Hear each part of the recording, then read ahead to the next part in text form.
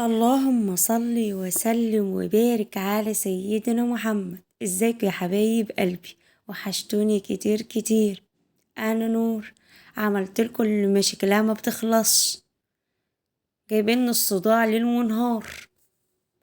شفتوا عاملة ازاي؟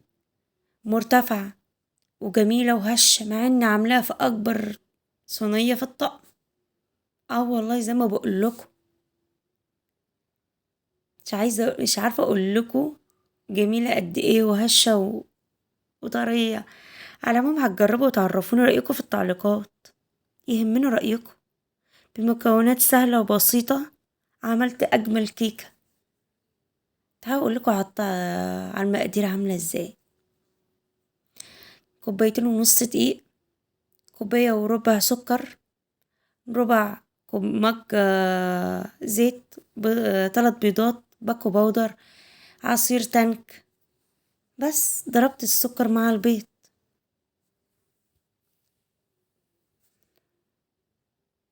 لما وصل بالمنظر ده، بعدين نزلت عليه بالربع زيت، بربع كوباية زيت. فضلت اضرب فيه شوية كمان.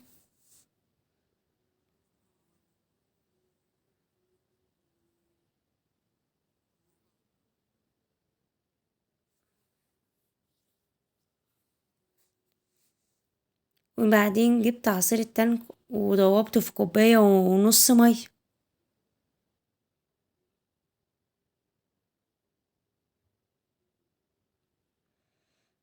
زي ما حضراتكم شايفين، بضرب المكونات تاني بالمضرب، بخلي الخليط يتجانس مع بعضه.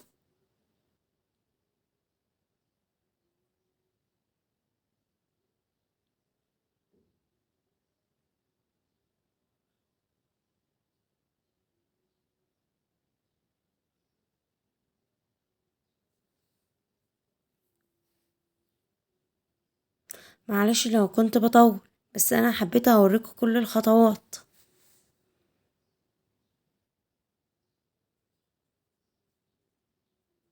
بعد كده نزلت بالدقيق والبيكو باودر.